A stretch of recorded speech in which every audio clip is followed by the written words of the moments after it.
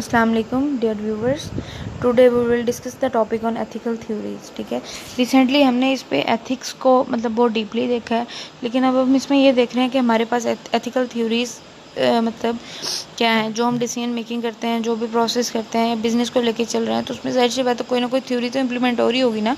तो उन थ्योरीज़ को हम लोग देखते हैं। तो इसमें उन्होंने सबसे पहले बात की है कि हम लोग एथिकल थ्योरीज़ क्यों क्रिएट करते हैं, एथिकल थ्योरीज़ का होना क्यों ज़रूरी है। तो ये बेसिकली एक ये डिसीजन मेकिंग का फाउंडेशन है। ठीक है, फाउंडेशन के तौर पे ये यूज़ होती है जब भी मतलब कोई डिसीजन मेकिंग होती है, तो एथिक्स अपना रोल प्ले करती है। तो मतलब एथिकल थ्योरीज़ में ये देखा जाता है, एथिकल थ्योरीज़ जो है अपने पॉइंट ऑफ व्यू को मतलब रिप्रेजेंट करती है। ठीक है, इंडिविजुअल को गाइड करती है डिसीजन के बारे में कि वो किस तरह से वो डिसीजन कर सकते हैं। ठीक है, इसमें हर थ्योरी जो है वो डिफरेंट पॉइंट ऑफ व्यूज़ को एम्फसाइज करती है, डिफरेंट डिसीजन मेकिंग स्टाइल्स को, डिफरेंट रूल्स को। ठीक है, उसकी जो प्रिडिक्शन है उसको वो रिप्रेजेंट करती है, आउटकम्स को देखती है। ठीक है, वो उनकी मतलब जो मतलब कि इनकी ओवरऑल थ्योरीज या बिजनेस में जो कुछ इम्प्लीमेंट हो रहा है वो सबको प्रिडिक्ट करती है। इसमें जो है फर्स्ट ऑफ ऑल उन्होंने बात अब ये की हुई है कि जो इनका फ्यूचर जो भी थ्योरी हम लोग रिप्रेजेंट करते हैं या इम्प्लीमेंट करते हैं, तो उसकी कुछ ना कुछ प्रिडिक्शन होती है, उसकी कुछ ना कुछ आउटकम्स होती हैं। ठीक है, तो एथिकल डिसीजन मेकिंग में ये होना बहुत ज़रूरी है। ठीक है, कि मतलब उसके जो भी हम मतलब डिसीजन बना रहे हैं या जो डिसीजन सीकर्स हैं, ठीक है, वो एथिकल थ्योरीज को मद्देनज़र रखते हुए अपना डिसीजन बनाते हैं। ठीक है, ये क्रिएट करते हैं, क्योंकि ये मतलब कि डिसीजन मेकिंग जो है ये एथिकली डिसीजन मेकिंग में एथिकली थ्योरीज बहुत ज़्यादा हेल्पफुल है और बहुत ज़्यादा इंपॉर्टेंट भी हैं।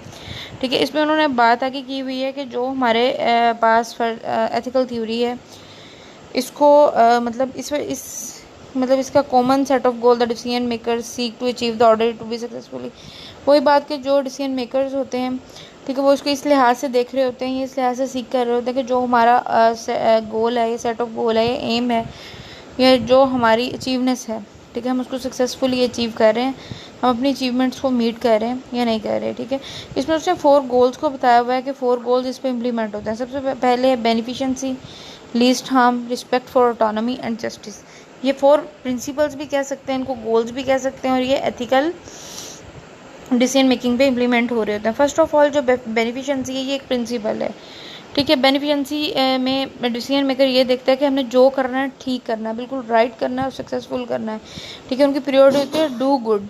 ठीक है, इसमें जो एथिकल पर्सपेक्टिव्स के थ्रू देखते हैं कि जो अगर चैलेंजेस या इश्यूज अराइज होते हैं, उनका पॉसिबल सोल्यूशन मतलब हमें इजीली मिल सके। ठीक है, सोल्यूशन की प्रिडिक्शन होनी चाहिए, सोल्यूशन ऐसा हो जो डिलेमा के थ्रू भी एक्सेप्टेबल हो। ठीक है, उसके प्रिंसिपल्स जो हैं उनको फॉलो करते हुए हमने ऐसी डिसीजन मेकिंग करनी है कि डिसीजन मेकर ऐसी डिसीजन मेकिंग करते हैं कि जो करेंगे बिल्कुल ठीक करेंगे, राइट करेंगे, गुड करेंगे, और उनका बिजनेस सक्सेसफुल होगा, उनका एम भी अचीव हो जाएगा, सेट ऑफ गोल्स भी हो जाएंगे, और उनका जो पर्सपेक्टिव है सोल्यूशन एथिकल डायलेमा एक्सेप्टेबल होगा। ठीक है, उसके बाद उन्होंने बात की लीस्ट हार्म। ये सिमिलर होता है बेनिफिशेंसी के, लेकिन इसमें हम लोग सिचुएशन को देखते हैं। ठीक है, सिचुएशन के मुताबिक हम अपनी पेरेंट्स देते हैं। ठीक है, उसमें तो ये है कि हमने करना ही राइट है, गुड है, हर चीज़ है। ठीक है, सिचुएशन पे डिपेंड करता है। डिसीजन मेकर्स ये भी देखते हैं कि अगर हम बिल्कुल गुड कर रहे हैं तो उसमें कुछ ना कुछ बैड या हार्म भी हो सकता है हमारे लिए। ठीक है, हर चीज़ भी कुछ हमारे फेवर में जा सकती है, कुछ हमारे लिए हार्म हो सकती है, ये भी पॉसिबिलिटीज़ हैं। इसमें मतलब कि लीस्ट हार्म में यही देखना है कि अगर मिलती जुलती तो बेनिफिशेंसी से है, लेकिन अगर हम गुड कर रहे हैं, राइट कर रहे हैं, तो कुछ ना कुछ तो गलत हो सकता है, हमारे लिए हार्मफुल भी हो सकता है। उसके कुछ चीज़ें मतलब अपने हमारे फेवर में हो सकती हैं, कुछ हमारे एंगेज जा सकती हैं, हार्म हो सकती हैं। ठीक है, रिस्पेक्ट फॉर ऑटोनॉमी में ये जो डिसीजन मेकिंग है ये मतलब लोगों के मतलब के मतलब ये लोगों पे अप्लाई होता है रहने के मुताबिक, उनके लाइफस्टाइल के मुताबिक ये इम्प्लीमेंट हो रहा था कि किन लोगों का किस तरह का स्टाइल है। ठीक है, वो किस तरह की पॉसिबिलिटीज़ में रहते हैं। ठीक है, वो अपना लाइफस्टाइल खुद चूज़ करते हैं। ठीक है, तो इसमें अगर किसी का लाइफस्टाइल डिफरेंट है या जो भी है, तो उस पर कोई ऑब्जेक्शन नहीं हो सकता। ठीक है, उसमें एक ये मतलब है कि डिसीजन मेकिंग में ये इनका एक प्रिंसिपल है कि जो भी मतलब लोग हैं जिस भी लाइफस्टाइल में रहें, उससे किसी को भी कोई इशू नहीं होना चाहिए। ठीक है, हाँ ये है एथिकल बिहेवियर्स को, एथिकल नॉर्म्स वैल्यूज़ के साथ मतलब उनको रहना चाहिए।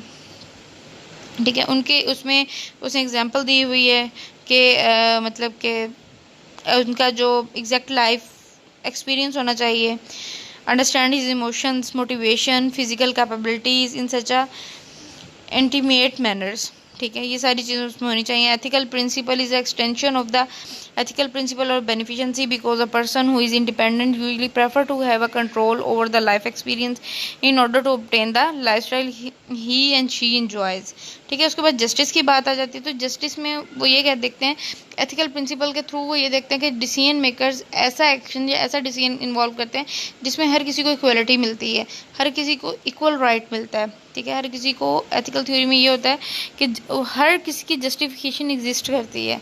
ठीक है, हर किसी को मौका मिलता है कि वो अपने आप को जस्टिफाई कर सके। ठीक है, नेक्स्ट वन इज उन्होंने अब बात की हुई है कि ethical theory they employ for decision making guidance emphasize aspect of ethical dilemma important is them leads them to the most ethical correct resolution according to the guidelines within the ethical theory itself। ठीक है, आगे उन्होंने 4 broad categories of ethical theory include deontology, utilitarianism, rights and virtues। ठीक है, पहले हमने इसकी principles पढ़ ली हैं, अब आगे इसकी फॉर्म्स देख रहे हैं। ठीक है, अब इसमें डेनोटोलॉजी जो है ये मतलब एथिकल थ्योरीज को ही रिप्रेजेंट कर रहे हैं। तो इसमें ये देख रहे हैं कि जो हमारी ऑब्लिगेशंस हैं, ड्यूटीज़ हैं, जिसके साथ वो अंगेज हैं, ठीक है, वो उस मतलब वो अपनी कोड ऑफ एथिक्स के थ्रू फुलफिल कर रहे हैं या नहीं कर रहे।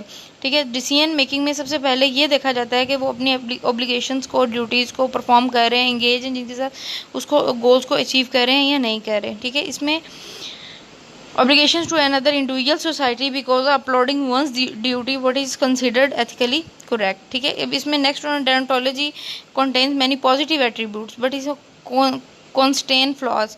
ठीक है, अब deontology में ये है कि मतलब इसमें बहुत सारे पॉजिटिव एट्रीब्यूट्स हैं, मतलब एम्प्लॉयज़ हैं वो अपने मतलब ऑर्गेनाइजेशन के लिए काम कर रहे हैं, जो लॉयल हैं तो वो ये चीज़ नहीं देखते, तो इससे पॉजिटिव एट्रीब्यूट्स है। बस कहीं ना कहीं इनके ड्रॉबैक्स भी होते हैं, इसके नेगेटिव एस्पेक्ट्स भी होते हैं जो इन पे मतलब कि इम्प्लीमेंट हो रहे होते हैं। और जो ड्रॉबैक्स हैं और नेगेटिविटी है वो इस तरीके से है कि जो हमारी रेशनल और लॉजिकल बेसिस, इनकी कोई ना रेशनल होती है ना लॉजिकल कोई बेस होती है। ठीक है, इंडिविजुअल ड्यूटीज़ की। Next one is the utilitarianism. इसमें यूटिलिज्म में ये देखा जाता है कि ये एथिकल थ्योरीज जो हैं बेस्ड करी होती हैं प्रिडिक्शन पे।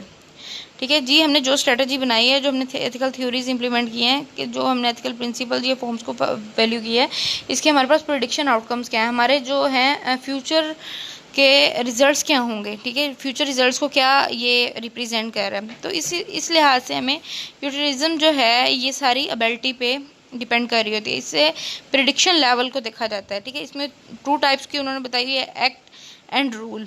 ठीक है, तो इसमें उन्होंने प्रिसाइजली ये बताया हुआ है कि person perform their acts benefit the most people regardless the personal feeling और the social concentrate as law. Rule utilitarianism में ये है कि into accounts the law and concern with fairness.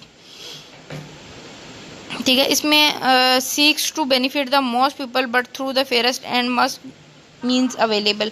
ठीक है, यूटिलिज्म में अभी उन्होंने यही बात की हुई है इस थ्योरी में कि प्रिडिक्शन की एक तो उन्होंने बात की हुई है, दूसरा उन्होंने ये कहा हुआ है कि जो भी पर्सन अपना परफॉर्म कर रहा है, ठीक है, वो लोगों को, बहुत सारे लोगों को अगर बेनिफिट दे रहा है, अपने मतलब अपने सोसाइटल कॉन्स्ट्रेंट्स कर रहा है, तो वो एक लॉ के थ्रू कर रहा है। ठीक है, वो लॉ को फॉलो कर रहा है। ठीक है, उसमें उसकी फेयरनेस मतलब के इन्वॉल्व है। ठीक है, नेक्स्ट इनके एडवांटेजेस भी बताए हुए हैं कि इनके एडवांटेजेस, अगर किसी चीज़ के एडवांटेजेस होते हैं तो उसके डिसएडवांटेजेस भी होंगे। तो इसके डिसएडवांटेजेस ये हैं कि जो हमारी प्रिडिक्शन होती है या जो आउटकम्स आ रहे मतलब हम लोगों ने प्रिडिक्ट किए होते हैं वो नहीं भी एक्यूरेट आते, मोस्टली एक्यूरेट भी आ जाते हैं। तो इस तरीके से अनएक्सपेक्टेड रिजल्ट्स भी आ सकते हैं, तो हमारी सिचुएशन जो है वो चेंज हो जाती है। ठीक है, next one is the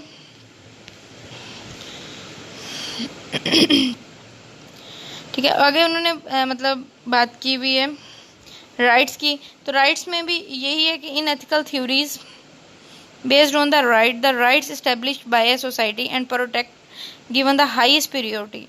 Rights are considered to be ethically correct and valid since a large population endorses them. Individual may also bestow rights upon others if they have ability and resources to do so.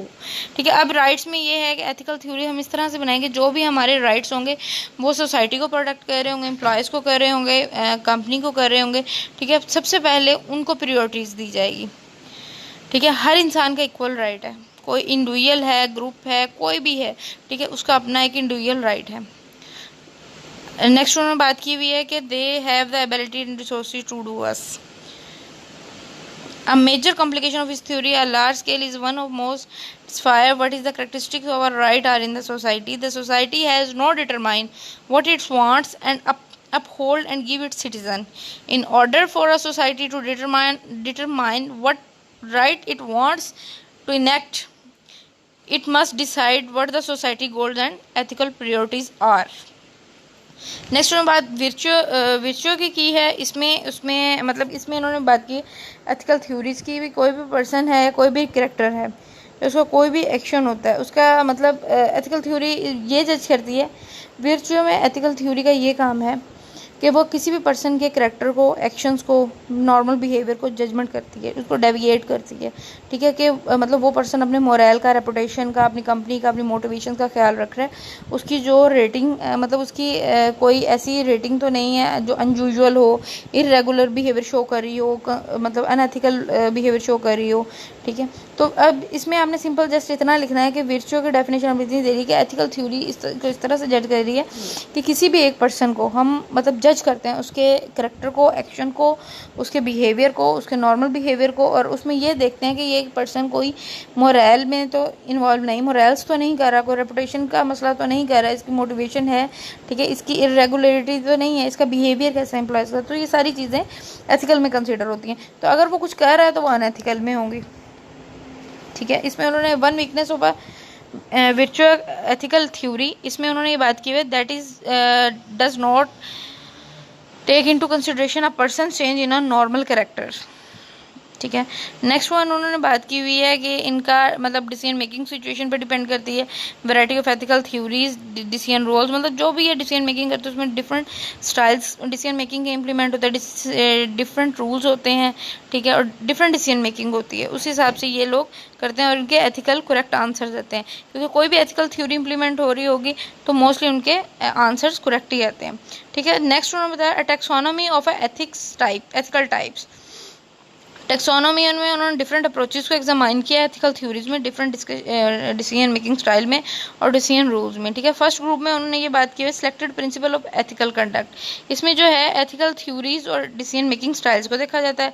Second group में taxonomy of ethical types, इसमें हम लोग मतलब जो अपने decision making style है वो present करते हैं पॉजिटिव और नेगेटिव एस्पेक्ट्स के थ्रू, और इन दोनों को एसोसिएट करके रिप्रेजेंट करते हैं। Third word is the entitled model of a personal and organisational development. इसमें डिसीजन मेकिंग स्टाइल जो है वो रिप्रेजेंट करते हैं with the hierarchy and simple more sophisticated type में। ठीक है,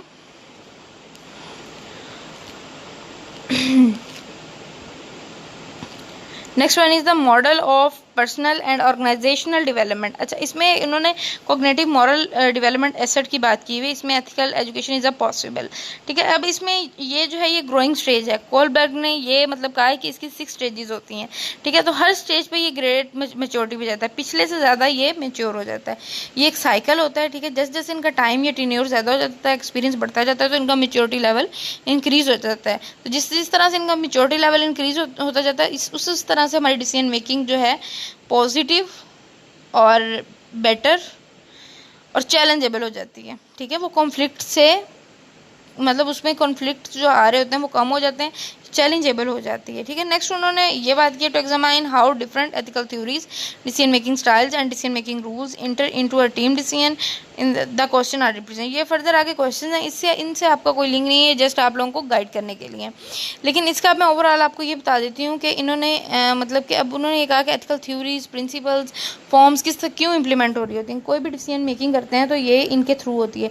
कोई भी डिसीजन मेकर है वो इनको सबसे पहले फॉलो करेगा, फिर उसके बाद कोई अपना डिसीजन मेकिंग बनाएगा, अपना डिसीजन मेकिंग स्टाइल करेगा, उसमें मतलब ये सारी चीज़ें फॉर्म्स वगैरह देखेगा, उसमें ये देखेगा कि जो हमने मतलब राइट्स बनाए सबको इक्वल राइट्स मिल रहे हैं, उसमें विर्चुअ है। ठीक है, उसकी जो फॉर्म है टेक्सोनॉमी है, उसके तीनों अप्रोचेज उसमें इंक्लूड हो रही हैं। ठीक है, उसकी मतलब हर चीज़ को वो देखते हैं। तो इसमें जो डिसीजन मेकिंग स्टाइल्स और रूल्स हैं इनका बहुत ज़्यादा इम्पैक्ट है। Now thank you.